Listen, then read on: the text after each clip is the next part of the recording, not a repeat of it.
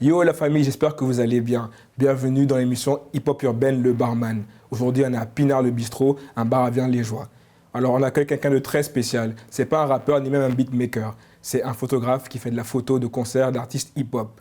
Il s'appelle Gilles Fischer, il vient de Verviers et il est juste là. Ça dit quoi, Gilles? Ça va bien et toi? Ça va, ça va. Première petite question pour toi, tu bois quoi? Un café s'il te plaît? Un café? Ok, je te mets ça.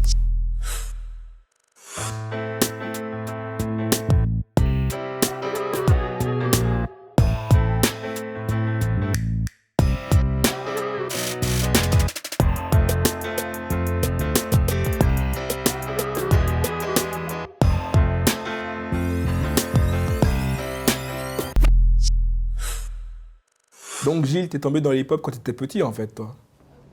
Petit, je sais pas, mais assez jeune, ouais, quand même. Autour de 12-13 ans, comme ça. Tu te souviens de tes premiers souvenirs de concerts ou d'albums que t'as écoutés?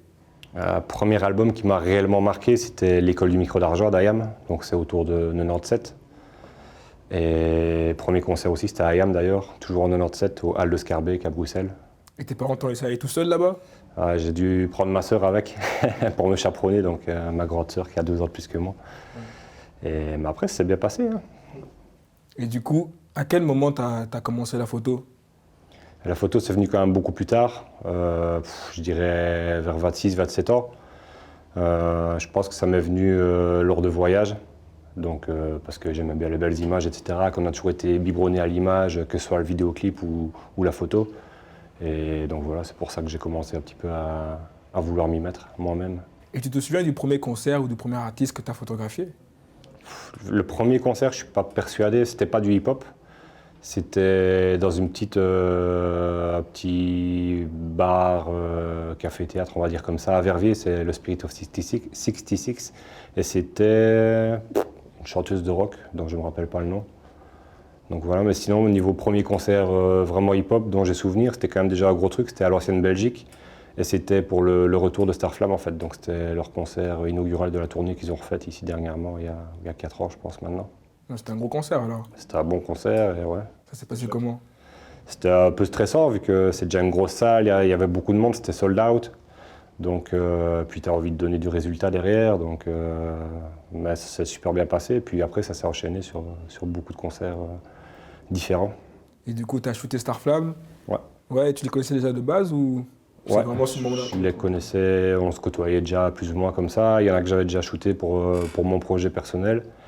Donc c'est un peu le fil en aiguille qui s'est fait que quoi. Et ils m'ont proposé de shooter ce soir-là, donc on refuse pas. Ouais, Starflame, ça se refuse pas quand même. En plus, ouais. Et ça me fait penser que tu as fait une série de photos qui s'appelle Hip Hop Philosophie, les visages du hip-hop belge. Ça a commencé à 5 ans et demi. Tu te souviens un peu des débuts C'est qui que tu as shooté en premier? Ma première victime, comme j'aime à les appeler, c'est DJ Sonar, donc une institution liégeoise, belge et mondiale, on va dire, au niveau du hip-hop, qui fête cette année d'ailleurs ses 30 ans de carrière. Donc c'est vraiment, c'était un honneur de commencer par lui. Et voilà, on se connaissait déjà un petit peu avant, puis je lui ai proposé, il a de suite accepté. Et voilà, c'était mon premier. 30 ans de carrière quand même. Enfin, moi j'ai pas 30 ans quoi. Il a une carrière plus vieille que moi, c'est chaud quand même. Ouais. Ton expo, c'était au Grand Cursus du 2 au 17 mars. On y a fait un tour pour le finissage. C'est parti.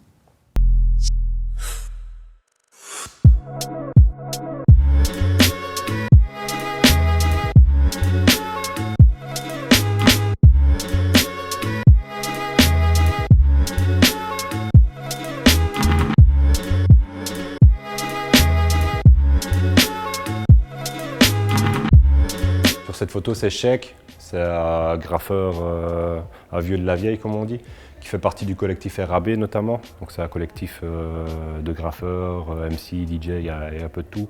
RAB, ça veut dire rien à branler, parce que c'était vraiment dans leur attitude quoi. À l'époque, c'était, enfin même toujours maintenant, ça ne te va pas, ben, rien à branler, quoi. C'est comme ça. RAB, c'est de là que c'est venu en fait. En fait, la photo elle a été prise lors de l'anniversaire du JNC, donc il y a presque 3 ans, enfin 2 ans et demi.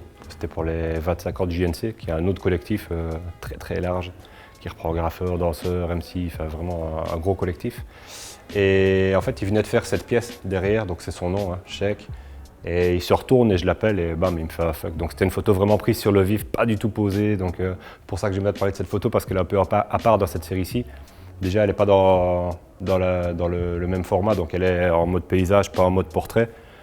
Et c'est une photo prise sur le vif, donc voilà, mais comme elle représente vraiment bien le personnage, je l'ai quand même fait rentrer dans le projet. Et voilà, je pense pas qu'elle dénote de trop.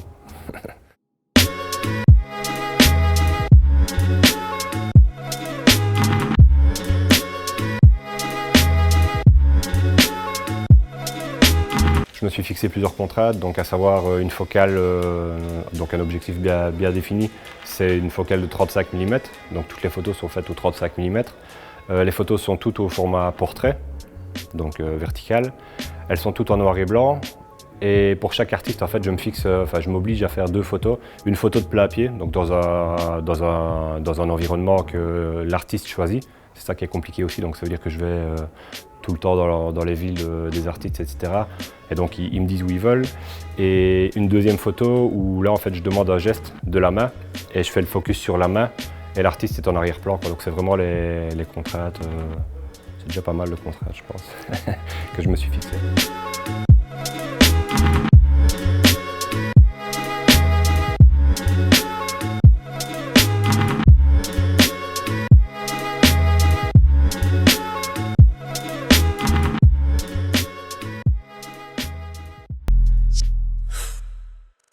De retour à Pinard le bistrot, toujours avec Gilles Fischer. Gilles, c'était quoi ton objectif quand tu as fait cette série de photos?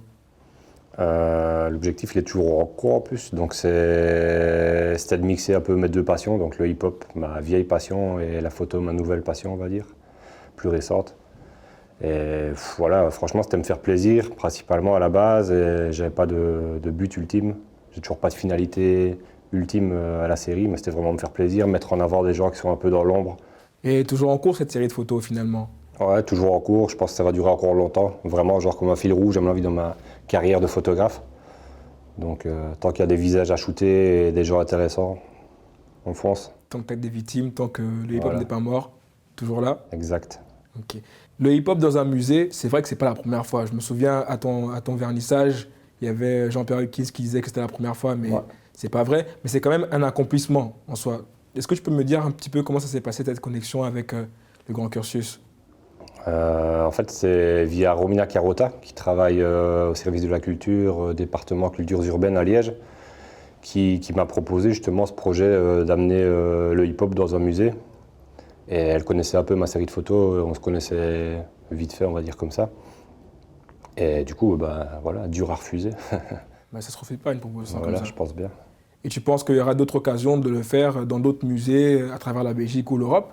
Ouais, on va y travailler en tout cas, on va essayer de monter un dossier de presse et de faire un peu tourner cette expo. Et voilà. C'est le but, qu'elle vive. Qu'elle vive toujours. Bien sûr. L'équipe du barman était au finissage, mais moi j'étais aussi au vernissage. Et je me souviens qu'il y avait une ambiance totalement différente. Est-ce que tu peux nous parler un petit peu de ce qui s'est passé, de ce que tu as essayé de mettre en place pour cette fois-là? Ce que j'ai essayé de faire en fait, c'était vraiment d'amener les 4 éléments de base du hip-hop dans le musée, donc pour vraiment marquer le coup, on va dire ça comme ça. Donc il y avait le breakdance qui était représenté via Kevin Messabeb.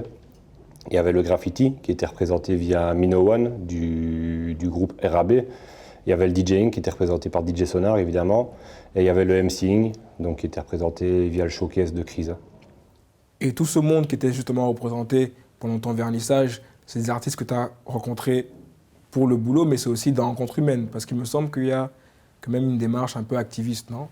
Ouais, bien sûr. Je pense que quand on rentre même dans le hip-hop, voilà, on est un activiste. Donc c'est pour ça aussi que dans ma série, quand je ratisse vraiment large. Donc je vais chercher aussi que ce soit un manager, un animateur radio. Ça peut être quelqu'un qui est actif dans le hip-hop. Donc il n'y a pas que le DJ, il n'y a pas que les 4 disciplines de base.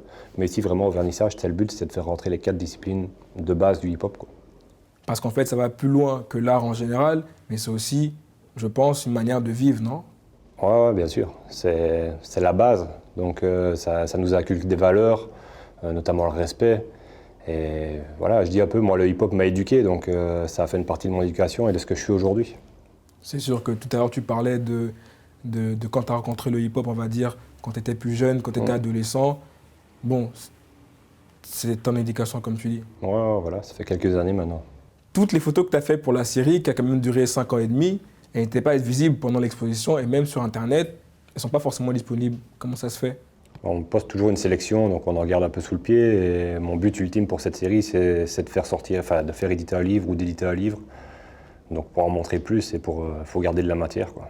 Ok, ben, en tout cas j'ai hâte de voir tout ça et je te remercie d'avoir été là pour nous aujourd'hui. Merci de l'invitation.